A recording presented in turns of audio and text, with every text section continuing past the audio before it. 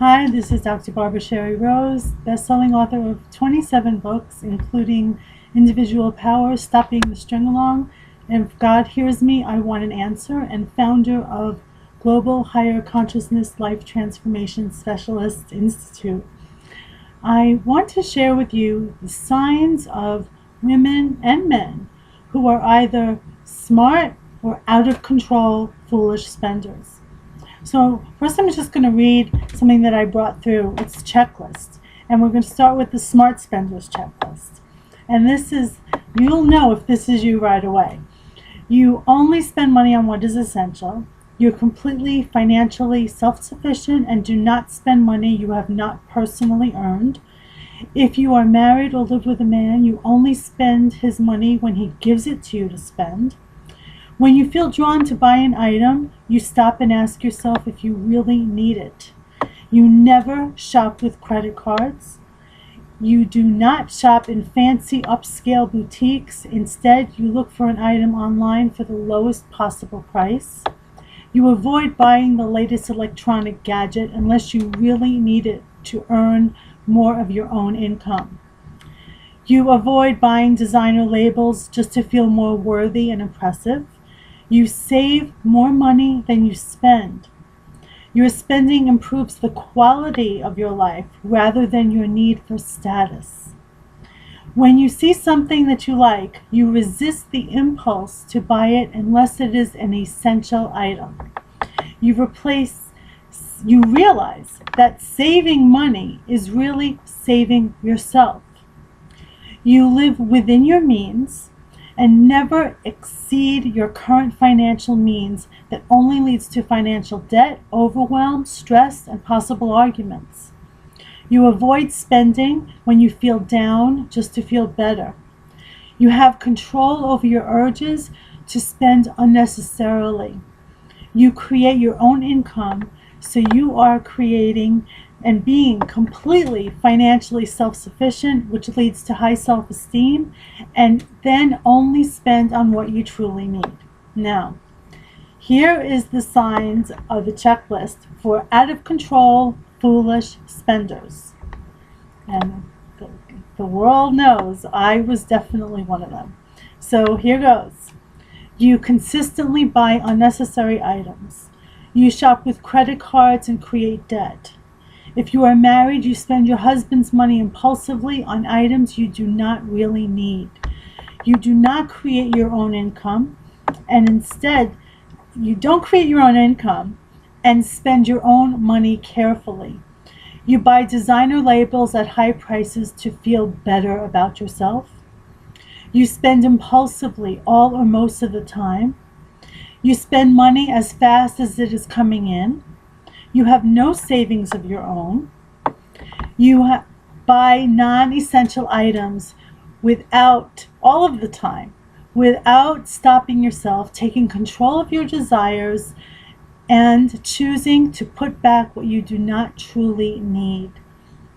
You spend above or within your current means and never stop to consider what would happen if money suddenly stopped flowing in for any reason. You buy designer labels at high prices just because you can. If you see something you like and you feel you must own it, and you do buy it.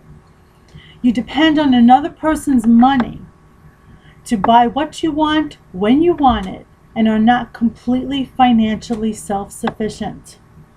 You buy the newest trendy item without saving that money instead. Your ego desires are driven by impulsive spending, and you lack self-control over your own spending. You spend money on items for status, to impress others, to feel more worthy, and to keep up with your friends. You spend far more than you save. Your spending is not on what will create more income for you. You spend and spend instead of save and save. You have no self-control over your own spending. So I want to share with you that I was Earth's biggest out of control, foolish spender.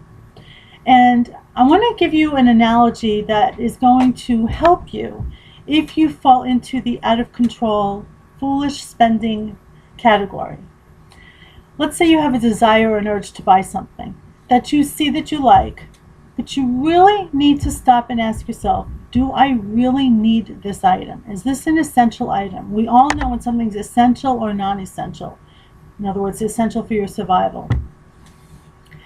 Now, when you feel this urge and you're about to either swipe that card or just spend the money in cash, I want you to stop yourself and instead give yourself the analogy of take that money and that cash, either walk down the block or go for a drive in your car and take that cash and throw it out the window for someone else to have.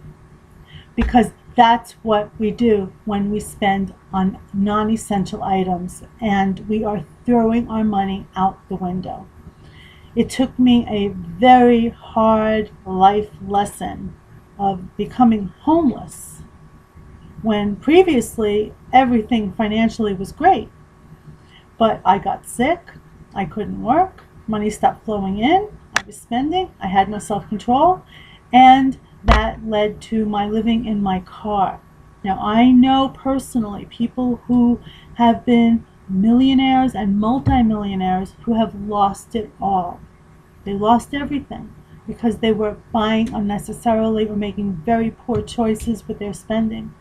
So I want to really authentically empower you to let yourself stop yourself when you feel that urge. That's the ego. The ego wants the next thing, the biggest thing, to keep up with your friends, to look good, to impress other people. Unless it's something that you really need. If you really need it, fine, spend it. Spend the money.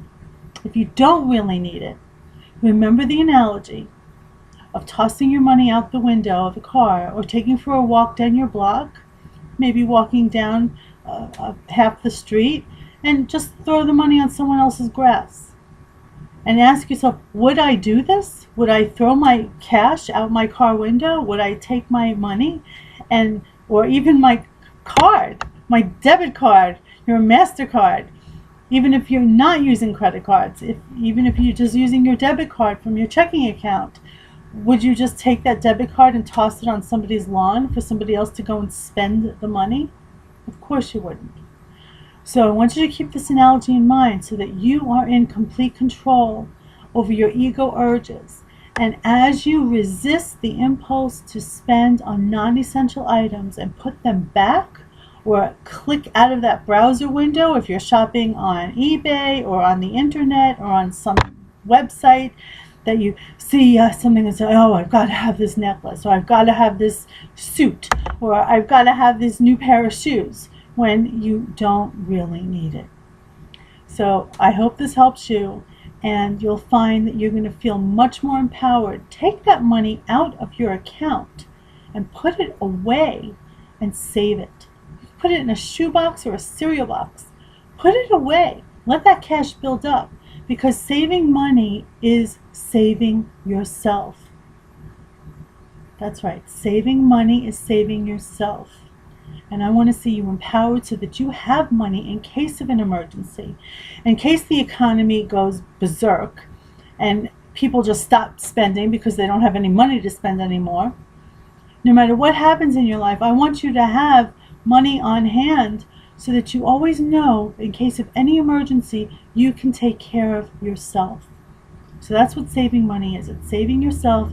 Non-essential spending is the same thing as taking your cash or your MasterCard and throwing it out the window of your car for someone else to spend.